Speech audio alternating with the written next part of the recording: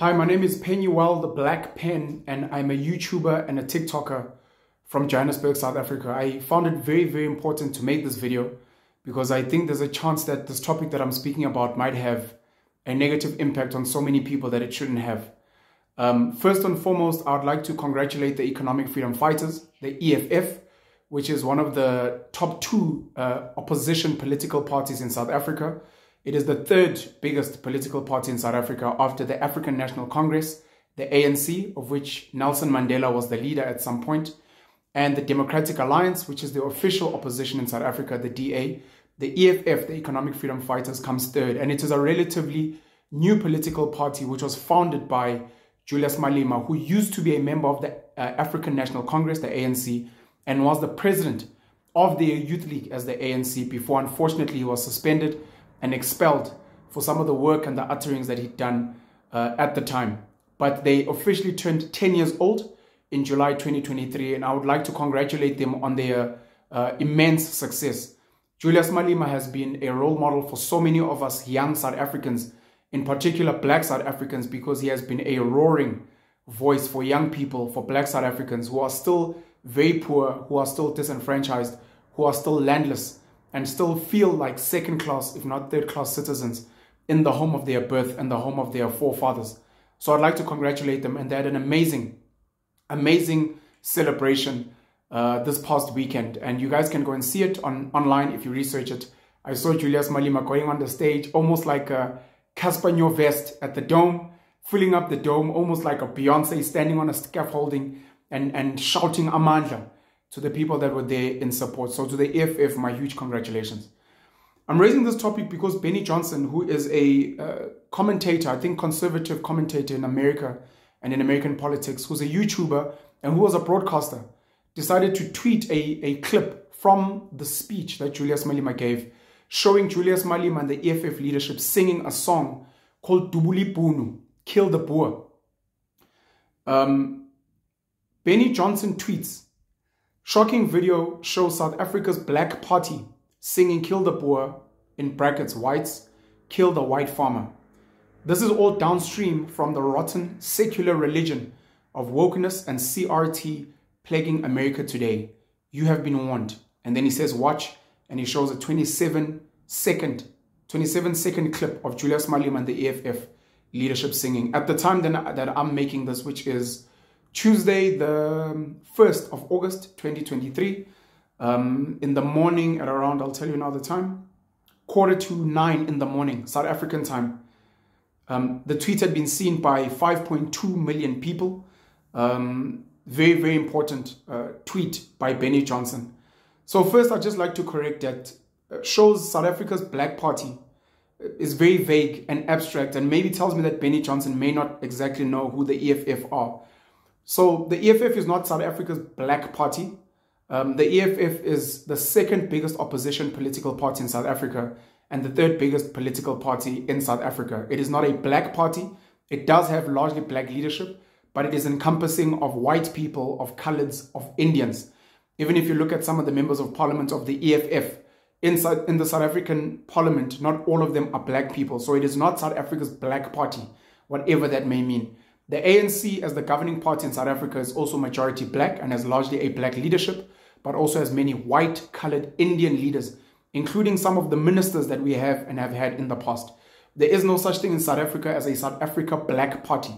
There may be a majority black South African party, of which the ANC is one as the leader, and the EFF happens to be another one. So that is very important. Number two, this is all downstream from the rotten secular religion of wokeness. That is fundamentally incorrect. The song that Julius Malema was singing is an anti-apartheid struggle song. It is not a new song that has just been concocted because of wokeness around the world. It is not downstream from that. It is something that has been prevalent in South African politics currently, historically, during apartheid in the 80s, 70s, 60s, etc. So I would like to correct that misinformation as well. And then he links it to America because, of course, he's speaking to an American audience and is linking this. So what made this tweet go super viral is that Elon Musk decided to respond to the tweet, and he decided to tag the president of South Africa's tweet handle, Cyril Ramaphosa. At the time, as I said that I make this video, Elon Musk's response had received impressions of 2.9 million at that time. His response, Elon Musk says, they are openly pushing for genocide of white people in South Africa. At Cyril Ramaphosa, why do you say nothing? So again, we have to address the misinformation. They are openly pushing for genocide of white people in South Africa. This is grossly false.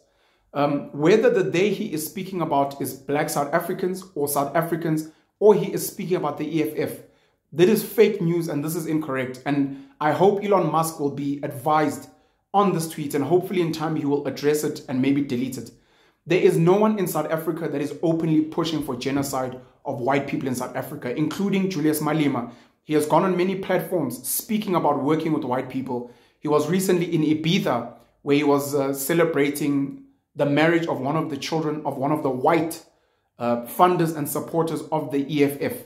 He has said that he wants white South Africans to help work with black South Africans in South Africa. He has never, ever, ever, ever in the history of my knowing of Julius Malema gone on a platform to say white people should be killed or that white farmers should be killed. He has never said that. What he was doing is he was singing an anti-apartheid, a struggle song from back in the 80s, 70s, 60s, etc. And I'll get to that later. But this, that they are openly pushing for genocide, is false. And I hope anyone who's going to see this video will share this and explain to Elon Musk and anyone else that this idea that there are black people, whether it's political leaders or others, that are calling for the killing of white people in South Africa is grossly misinformed. Then he texts Cyril Ramaphosa, why do you say nothing? Which means that Elon Musk is demanding that the president of South Africa say something. So ordinarily, any person responding to a tweet like this, any person tweeting something like this wouldn't mean anything. Realistically, even Elon Musk responding to Benny Johnson and tweeting and tagging Cyril means nothing. There are a lot of black, white, colored, Indian, South Africans who constantly tag the president of the country, who constantly bash the EFF and Julius Malema. And many of them, particularly white people, feel that Julius Malema is racist. He hates white people. These are their opinions, of course, based on what he said, on what he sang, etc. And we generally don't entertain them that much. The problem is Elon Musk is the wealthiest man in the world, and he currently has a net worth of 240 billion US dollars, which if you translate it in South African money, I think comes up to 4.2, roughly 4.2, if not 4.3 trillion rands. This guy is extremely wealthy. Now, wealth is the one aspect. The second aspect is that he is highly influential in American politics and global politics. And we're at a time in South Africa where we're dealing with diplomatic relationships with the West, America in particular, and our stance on the Russia-Ukraine conflict, where our President Cyril Ramaphosa, the Minister of Foreign Affairs, Naledi Pandor, have gone on to say that we are not picking a side, we are for peace. We are not supporting Russia, we are not supporting America or Ukraine, we are for peace and we are diplomatic. Vladimir Putin was supposed to come to the BRICS summit in South Africa, and the ICC, the International Criminal Court, had said that if he lands here, because South Africa is a signatory, they must arrest him. There's a warrant of arrest for Vladimir Putin. And South Africa found themselves stuck, and they said, look, we can't arrest this guy as a head of state, and it would have a ripple effect and huge consequences.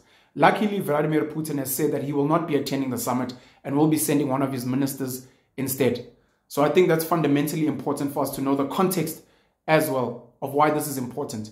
Elon Musk is very influential in American politics. He's very influential in global politics. He happens to own now Twitter, or X as it's currently called, which is this big social media platform where I'm reading these things from. Obviously buying it from the previous holders, founded by Jack Dorsey as well.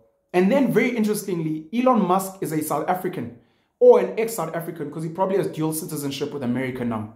The founder of Tesla, the founder of SpaceX, now the owner of X and Twitter, was actually, as far as I know, born in South Africa, raised in South Africa, and he left South Africa after matriculating here, and then he went to go and study in America. I think he started in Canada, and then he went to America, and then he started business, became very successful, and he's become the iconic cult figure that he is today. He inspires so many people, including South Africans.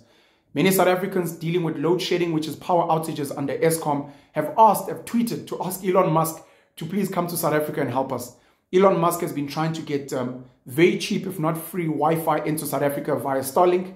but has struggled because our majority black government has said if he wants to bring Starlink to South Africa, he must be willing to follow black economic empowerment regulation, which means I think about 30% of the South African company must be given to black or put in the hands of black people. Sadly, BEE as a policy has failed in South Africa largely, and it is mostly a very small black elite, including the president of the country, who have benefited from BEE. And many people see such a move. If Starlink comes into South Africa, and if there is going to be a black ownership, it will probably be the president Cyril Ramaphosa, his brother-in-law Patrice Motsepe, the wealthiest black South African, and some of his black friends will benefit, and it will trickle down to the people. That context is very, very important. Julius Malema decided to respond to this tweet. My apologies, I just want to see the impressions. Please give me a bit of time. My apologies. I just want to find this tweet in real time because I never got the impressions from Julius Malema. I want to see if I can find those. He decided to respond to Elon Musk. And while I get the impressions, his response was, Ubulela masipa, which is Sotho Tswana Pedi, one of the Sotho languages in South Africa. I believe Julius Malema is Pedi, having come from Limpopo. Ubulela masipa is basically translated as saying, you are talking shit. You are spewing nonsense. Julius Malema tweeted this. I just want to find the impressions. Sorry, my Wi-Fi is letting me down. Okay, as I wait for my Wi-Fi. So he's basically saying Elon Musk is talking shit. Which of course a lot of his supporters will appreciate and enjoy. And I mean, you can imagine, you're speaking like that to the wealthiest man in the world, a very influential figure, and you're saying you're talking rubbish. And as I said, the initial tweet by Benny Johnson, the response by Elon Musk, so much false information in that, and I hope I've clarified some of that false information. Okay, let me see if I can find this. It's opening up. So Julius Malema's tweet, 721,000 impressions at the time of me sending this. As I said, Julius Malema is the leader of the EFF, which is the third biggest political party in South Africa and the second biggest opposition party. He used to be a president of the ANC Youth League. He went and he founded the EFF after being suspended and then expelled. And in a very short space of time, he's grown quite an influential political party. And if we're being honest, if Twitter was to vote in South Africa, Julius Malema would be the president and the EFF would run South Africa. Unfortunately, Twitter is just a very small part of the South African public, and most South Africans to this day still vote for the leading party, which is the ANC, and then secondly being the DA. Now that I've covered that and then misinformation, etc., I want to share my opinions. Firstly, Afriforum, which is a civil organization in South Africa, has taken Julius Malema and one of his leaders, Mbuyiseni Ndlozi, to court to ban the use of this song, Dhubula, Kill The Boer. This song, Dhubula, Kill The Boer, was very big during the struggle in apartheid. Apartheid was a system of governance in South Africa where white Afrikaans people decided to formally, legally relegate black people from the mainstream economy and from mainstream land. And they came up with a policy where they forcefully moved black people off their land, fertile arable land, into what we know as townships today. They were not concentration camps, but many people still deem them a form of concentration camps where people were living like sardines, cramped. And to this day in 2023, many people still live in these townships. When the ANC won elections in 1994 under Nelson Mandela, and with the help of many other struggle parties, the PAC, the IFP, and many parties in South Africa, many black people assumed and hoped that the ANC would find a way to get black people their land back. The land redistribution and restitution policies that have been set have not fundamentally moved a lot of land back to the people it deserves. A lot of people feel they have not gotten the land back. Some of the people that have gotten their land back have either sold it or the land has not been used. And to this day in 2023, almost 30 years later of a majority black government ANC rule, the black masses, unemployment has gone up. It's gotten much worse. I think we're over 40%, if not over 50% in South Africa. People do not have land, including the land that they were forcefully moved from. And from when we had 10 million social welfare, social grant recipients back in 94, that number has gone up to close to 30 million today. Cyril Ramaphosa, the president, announcing it recently as if it was an achievement. We have a population of 60 million people in South Africa. 50% of them, 30 million, are receiving one or other grant. Many of our people live in RDP homes, which are social welfare homes that were given to them. A lot of the children are fed at schools because their parents are poor. Income inequality between black and white has grown larger from 94 to today.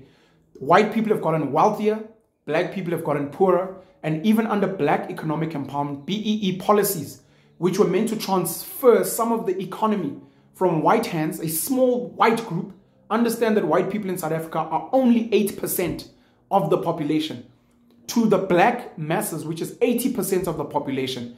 And it has fundamentally failed. If anything, the BEE policies, the bulk of that money has been shifted over 80% back into white hands. And then the people that have benefited, as I've said, is a small group of black people, the political elite and connected elite. Cyril Ramaphosa being one, the president of South Africa, who's a rand billionaire in South Africa. Patrice Motsepe, the wealthiest black man in South Africa and one of the wealthiest Africans in general.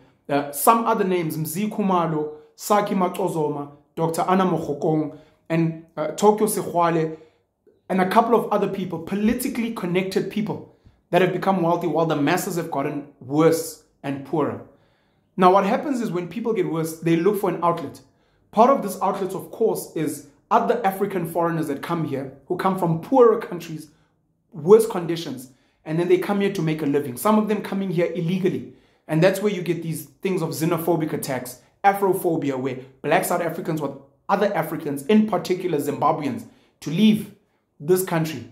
I sat down with Ike Khumalo, an advocate, a black South African. I sat down with Rutendo Matinyarare, a Zimbabwean, and we had a discussion and a debate regarding foreigners and xenophobia in South Africa. I'm going to drop a link in the description so that you guys can go and check that out as well. I think we've got over 250,000 views of that video discussing the history and how it came to be that we're here today. Part of the frustration that black South African men have, they take out, unfortunately, on their women, which is why we have high domestic violence, gender-based violence stats in South Africa, because the frustration gets taken out on the person closest to you. This is also why most of the children in this country are killed by women. Because when the women are oppressed, when the women are poor, they will take it out, unfortunately, on the children. Most of the children being killed by the women. 50% of the women being killed in South Africa being killed by their intimate partners. But of course, the women and the children are a very small percentage of who gets killed the most in South Africa, which is largely black South African men who are killing each other out of this frustration, poverty, alcohol abuse, drug abuse, and many other factors. The reality is that the majority of South Africans are poor. They earn a low income, which is not even a living wage. A lot of them have still been disenfranchised and do not have land, especially workable land. Our education system is a mess and does not teach practical skills on how to farm the land, how to develop property, how to trade locally across the continent and globally so that you can become an economic participant. And through various regulation that has largely not changed since apartheid and since British colonization, a lot of black people cannot build banks. They cannot set up insurance companies. They cannot build big retail stores. They cannot farm commercially because of this red tape that has been kept protected by the ANC government.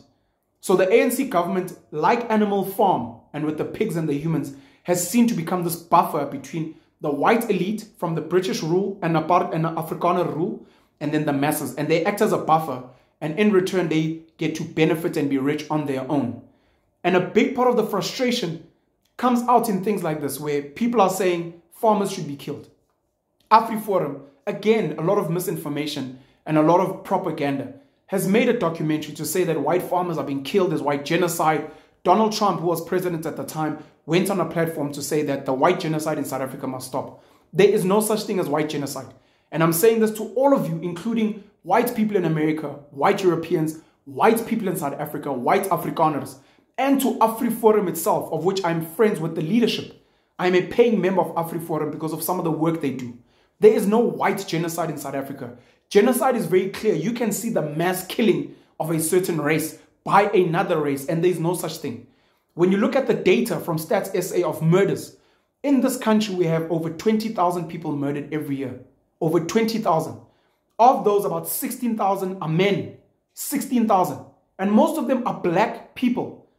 Of the farm murders that I've seen the data of, you're looking at between 50 80 people that are killed every year. Out of 20,000, 50 to 80 are killed in farms. And that data does not distinguish between white or black. And that data does not distinguish between farm owner and farm worker. We have high crime in South Africa, but it is not isolated to farms and it is not isolated to white people. The majority of crime victims in this country are black people. The majority of people that are killed in this country are black South African men. So the idea that there's white genocide is false information. There is no such data and it is wrong. However, people are frustrated. Now, when you're frustrated, of course, you look at places like Nazi Germany. You get figures like an Adolf Hitler who opportunistically will come through and say, we will blame the Jewish people for all our ills. They are the problem. You might find even in South Africa, certain people, maybe a Julius Malema, maybe someone else from another opposition saying the problem is what has been termed in South Africa as WMC, white monopoly capital. The issue is that white people own the farms and the land and the economy, which when you look at the data is largely true. And then they go using this as propaganda to try and get people to vote for them and to give them power. While Julius Malema himself is funded by certain rich white people locally and from outside of South Africa, while he has business interests with certain white people and other people in this country. And he lives well. He lives in a very lush suburb, very close to the South African president. He is well off. He earns well. As one of the leaders of the opposition, I stand to be corrected, but he earns South African money, 100,000 to maybe 200,000 rand a month, which is in a country where the average person earns 3,600, average working person, he earns multiples more than those people and he lives comfortably. His children, as far as I know, go to private schools. He wears very expensive clothing, etc. He is well off. He is not underprivileged. He is not poor. He was privilegedly underprivileged, having been raised by his grandmother that he was very fond of. But he, like the ANC leadership before him, has become very wealthy and very well off. He is economically involved. He gets involved in business. He has friends from all races. He has friends from around the continent and around the world. And he fundamentally does not represent currently a poor black South African who lives in a shack, who lives in a squatter camp, an informal settlement, who lives in a township. But they pushed us out there. And when you sing songs which remind you of the past, where we were oppressed, where white people were killing us, where they were torturing us, where they were, for all intents and purposes, destroying black people and black families, it will raise emotions. And not all people are intelligent. Not all people understand the political history. Maybe people like Elon Musk don't. Maybe people like Benny Johnson don't. There are many black South Africans to this day, young black South Africans, who do not know the history. So when they hear songs like Dhubula, which means shoot, Dhubula is a Nguni Zulu Xhosa word for shoot, Dhubula. iBhunu is a boer. A boer is a farmer. But the term farmer boer was associated with white Afrikaners, including the non-farmers. So Dhubula was shoot or shoot and kill the white farmer, the white man, the white Afrikaner. That's why even in the song, he says shoot to kill. It was a song that was used to toy to protest. Shoot to kill the poor, the farmer. And now Afriforum took Julius Malema to court, and I believe they won this case to say this song should no longer be sang. And for me personally, it's not just at political gatherings. This song should not be sang in big gatherings because it can potentially incite violence in ignorant people and in people who do not understand the history. And of course, there will always be criminal elements. If I'm a criminal, if I'm an opportunist, I will use this opportunity to go and hurt other people and say, but my leader said this. Similarly, you might find white people hurting black people and saying, no, I'm retaliating because I thought this was an EFF person coming to harm me because of the song. Afriforum also has gone to court to try and make sure that the old South African, known as the apartheid flag, is no longer banned. And they, which becomes hypocrisy, do not understand that this flag hurts. It hurts black South Africans because of our history. It is a symbol of oppression. But they have fought for this flag. Luckily, they have lost. But now this flag and this song increases racial tension and racial division in this country. You can imagine seeing a white Afrikaans man dressed in khaki, which is normally the dress of farmers in South Africa, white farmers, carrying this white, old South African flag, the average black person will believe that this person is a racist, they are a Boer. That person meets a black man, South African, wearing the red beret, wearing the red regalia of the EFF and singing Dhubula. When these people clash, you can imagine the racial tension. And in a country where we're trying to have racial cohesion, where we're trying to tolerate each other, where we're trying to work together and collaborate, like the Springboks, which is a World Cup winning nation, like Siya Kolisi, the captain of the Springboks, and his white wife, Rachel, who have got beautiful colored children, we are trying to bring each other together so we can work. So when you've got Afriforum with this flag, you've got Julius Malema in this song, this does not help our cause. And it makes a lot of people, including or especially white people, believe that the EFF is a racial party and it is anti-white, which is incorrect, but it comes across as that. Julius Malema is an intelligent, trained, disciplined person, understands the power of marketing and propaganda. In many interviews where there have been innuendos and puns and undertones from white journalists, local and foreign, he has been able to point them out and say, this is propaganda, this is false marketing. He then fundamentally understands that when he sings the song, it may upset certain people. Yes, he is doing it because he wants to get votes, because he wants to get power, etc. But there is a danger in sending this message out there. And I do think that this song needs to be not banned, because it is a part of our history and it's not the only song. There are many other similar songs. But it should not be sung in certain gatherings with large groups, especially political gatherings. You are a white person at a gathering, they're singing the song, and there are certain black people, they're looking at you as part of the problem. You are a black person at a gathering and you see white people waving around the old South African flag. These white people look at you and they will be like, this person took away our privilege. Understanding again the history that Afrikaans people, that flag represents to them their victory over the British, that they feel oppressed them and made them feel like second-class citizens. So that flag represented freedom and thriving for the white Afrikaans person. But then those white Afrikaans people cannot understand that this song represents something for the black people who were oppressed legally through policy by the same white Afrikaans people who were oppressed by the British. But we are all meant to come together and work together. If Julius Malema wants to carry on singing this song, he should take accountability for anything any black person does to hurt a white person, referencing him and the song. He cannot say, that's got nothing to do with me, when the person references you. He should take accountability for any consequences of a white person hurting a black person, saying it is because of that song. I thought this person was coming to kill me, hurt me because they said, Julius Malema said. He needs to take accountability. And if he wants the EFF to be an anti-white party, he must say so. It is unconstitutional and probably the party will be banned, but he must say so.